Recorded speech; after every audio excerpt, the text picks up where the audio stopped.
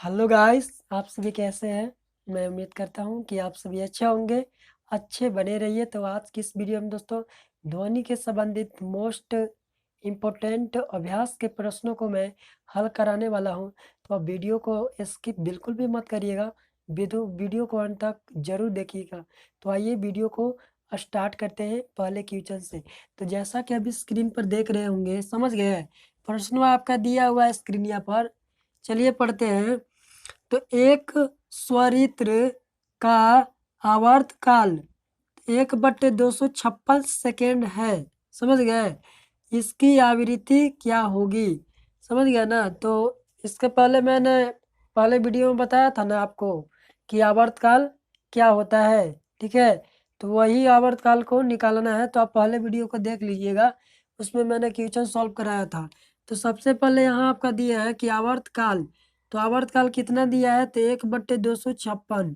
तो जो चीज़ें दी हुई रहती है उसे हम लिख लेते हैं। आवर्तकाल को क्या बोलते हैं हम लोग, तो आवर्तकाल को मैंने बताया था कि इसे टी द्वारा सूचित करते हैं, समझ गए। आवर्तकाल इसके द्वारा टी द्वारा, और टी आपका कितना दे दिया है आवर्तकाल, तो 1/256 दे दिया है, समझ गए। आवृत्ति आपसे पूछा है कि आवृत्ति क्या होगी, और आवृत्ति मैंने बताया था आपको कि आवृत्ति को एन से सूचित करते हैं, और ये आपको निकालना है, समझ गए। तो आइए इसको निकालने के लिए हम क्या करेंगे।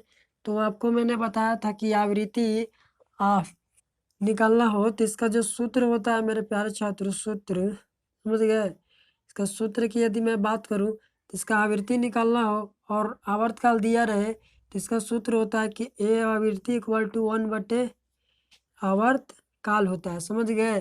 तो एन आप यहाँ से निकाल लीजिए, एन बराबर 1/, में आपका टी कितना दिया है, तो टी 1/256 लिख लीजिए।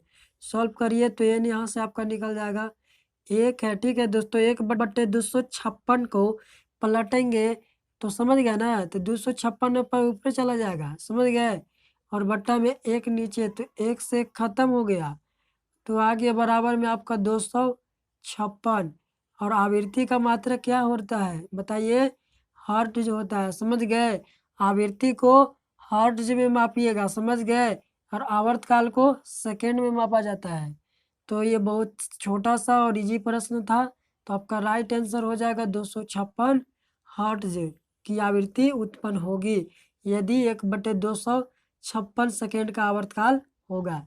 तो आइए प्रश्न आपको समझ में आ गया होगा, स्क्रीनशॉट ले लीजिए। अगले प्रश्न पर बढ़ते हैं, समझ गए। चलिए प्रश्न अगर समझ में आया है तो जरूर लाइक कर दीजिएगा। चलिए अगले प्रश्न पर बढ़ते हैं। आइए तो सेकेंड प्रश्न को हल करते हैं, वीडियो को अंत तक जरूर देखिएगा। चलिए सेकेंड प्रश्न को हल करते हैं कि वायु में ध्वनि का वेग 330 मीटर प्रति सेकेंड और आवृत्ति 10 किलो हर्ट्ज है, तो तरंगदैर्घ्य क्या होगी, समझ गए। इस बार आपको तरंगदैर्घ्य ज्ञात करना है, यानी लेमडा आपको निकालनी है, समझ गए। जो जो चीज़ें दी हुई है सबसे पहले उन्हें हमें क्या करना होता है, तो प्रश्न के नीचे हमें लिख लेना होता है। तो आइए क्या क्या चीज़ें दी हुई है उसे हम लिख लेते हैं। तो यहाँ आप देखिए, देखेंगे कि वायु में ध्वनि का वेग, तो वायु में ध्वनि का वेग को हम लोग क्या बोलते हैं, तो इसे हम बोलते हैं क्या, भी। तो भी आपका कितना दे दिया है, 330 मीटर पर सेकेंड। तथा आवृत्ति कितना दिया, आवृत्ति को हम लोग क्या से सूचित करते हैं, एन से सूचित करते हैं, या इसे आप स्मॉल एन भी लिख सकते हैं, कोई दिक्कत नहीं है। एन आपको कंफ्यूज होने की वजह से मैंने इसे एन माना है, समझ गए। तो आवृत्ति आपका कितना हो जाएगा, तो आवृत्ति आपका 10 किलो हर्ट्ज दिया है, समझ गए। और 1 किलो हर्ट्ज कितना के बराबर होता है, तो 1000 के बराबर होता है, ठीक है। 1000 हर्ट्ज के बराबर, तो 10 के तो कितना के हो जाएगा, 10 किलो हर्ट्ज।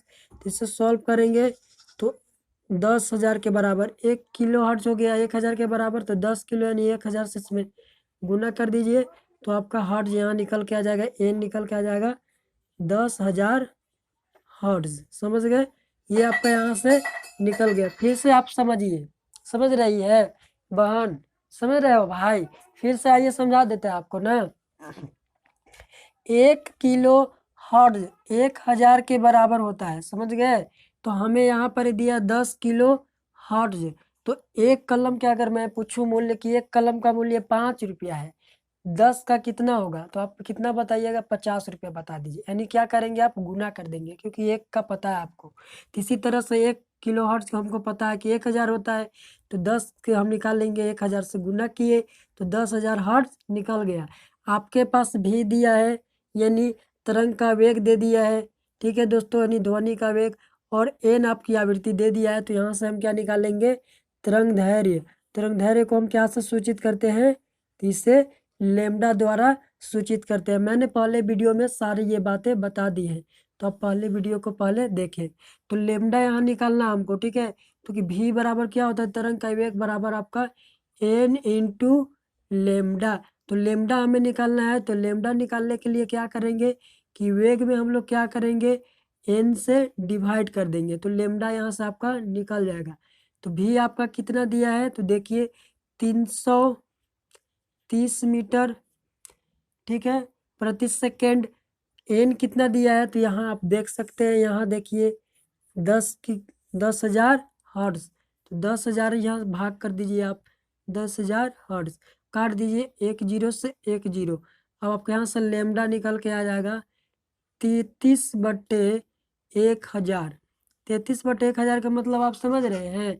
इससे डिवाइड करिएगा तो पता है आपके सामने क्या आएगा? डिवाइड करिए तो आता है ना, डिवाइड कर रहे हैं तो डिवाइड करेंगे, यानी आप डिवाइड करिए मत, मैं आपको एक कंसेप्ट बता देता हूँ आसान से। आप याद रखिए कि जितना भी 1 के नीचे 0 है, ऊपर में उतना ही अंक के बाद पॉइंट बैठा देखिए। एक यहाँ देखिए नीचे कितना, 1 के नीचे क्या है? 0, 1 2 3, तो ऊपर में मैं 3 अंक के बाद पॉइंट बैठा दूंगा। अब मेरे पास एक अंक हो गया 3, दूसरा अंक 3, तीसरा अंक पता है क्या? नहीं पता है, तो जो तीसरा अंक को हम 0 मान लिए, और फिर कि इसका मतलब क्या होता है? 0 का मतलब पॉइंट, और आगे आप कोई 0 मान लीजिए। यानी आपका जो लेमडा निकल के आ गया वह 0.033 मीटर आपका निकल के आ जाएगा। राइट आंसर, समझ गए? इतना आपका राइट आंसर हो जाएगा। तो आई होप कि आपने इस प्रश्न को समझ लिया होगा। इससे स्क्रीनशॉट आप ले लीजिए, क्योंकि भारी प्रश्न नहीं थे, इजी ही है। आप अच्छे से समझेंगे तो जरूर समझ जाएंगे। यदि जिन भाई बहनों को वीडियो मेरा अच्छा लग रहा है वह हमारे चैनल को सब्सक्राइब कर ले और बेल आइकन को प्रेस कर दीजिए, जिससे कि हमारी सारी वीडियो की जानकारी आपके मोबाइल फ़ोन में जाता रहे। तो लाइक भी ज़रूर करें। आइए अगले प्रश्न को और बढ़ते हैं। तो आइए प्रश्न संख्या 3 को हल करते हैं। तो आइए प्रश्न संख्या 3 आप देख रहे होंगे बोर्ड पर कि एक स्वरित्र 5 सेकेंड में 1000 दोलन करता है, इसकी आवृत्ति यानी एन क्या होगी? तो समझ गए?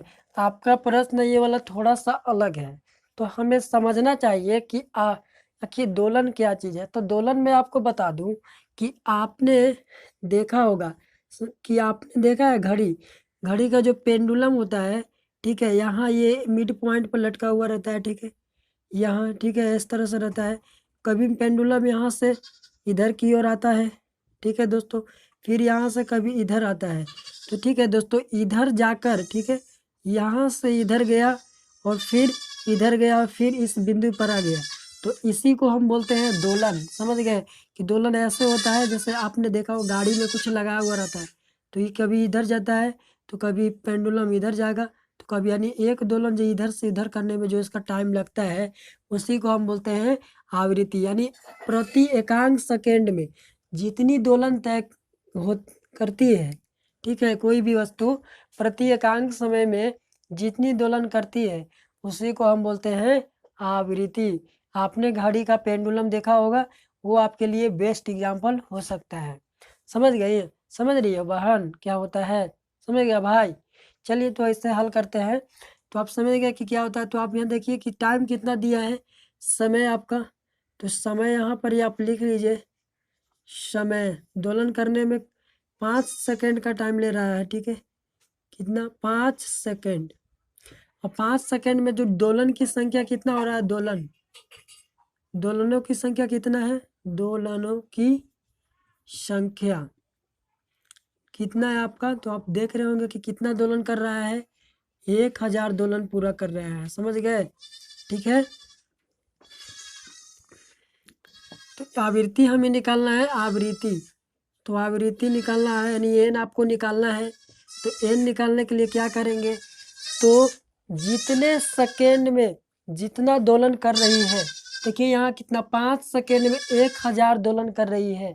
तो उससे अगर हम डिवाइड कर देंगे दोलनों की संख्या में समय से, तो आपका निकल के आ जाएगा आवृत्ति। तो आइए आवृत्ति यहाँ निकाल लेते हैं। तो आवृत्ति निकाल लेते हैं। आइए आवृत्ति यहाँ फिर से मैं लिख लेता हूँ। आवृत्ति निकालना है तो क्या करेंगे? दोलनों की संख्या बटे दोलनों की संख्या बटे लगा समय। समझ गए? इससे डिवाइड कर दीजिए, आपका निकल के आ जाएगा क्या? तो आवृत्ति। तो आइए आवृत्ति एन निकाल लेते हैं यहाँ से। दोलनों की संख्या देखिए, दोलनों की संख्या कितना है? तो 1000 दोलन कर रहा है, बटा में समय कितना ले रहा है? तो 5 से काट दीजिए तो कितना कट गया? 5 दूनी 10 यानी 200। कितना आ गया आपका? आवृत्ति क्या होता है? हर्ट्ज, यानी 200 हर्ट्ज ध्वनि क्या करेगा? उत्पन्न कर देगा। ठीक है, यानी आवृत्ति। समझ गए आप कि दोलनों की संख्या में क्या करेंगे? समय से डिवाइड करेंगे तो हमारा आवृत्ति निकल के आ जाता है। इसका राइट आंसर हो जाएगा 200 हर्ट्ज। आप इसका स्क्रीनशॉट ले लीजिए। आई होप दोस्तों कि आपने इन सभी प्रश्नों को समझ लिया होगा। यदि वीडियो अच्छा लगा है तो आप हमारे चैनल को सब्सक्राइब कर लीजिए और बेल आइकन प्रेस कर दीजिए। तो आपसे मिलेंगे नेक्स्ट वीडियो में। अभी के लिए आप सभी का दिल से धन्यवाद करता हूँ। मैं भगवान से दुआ करता हूँ कि आपके परिवार में सभी अच्छे रहें। बाय।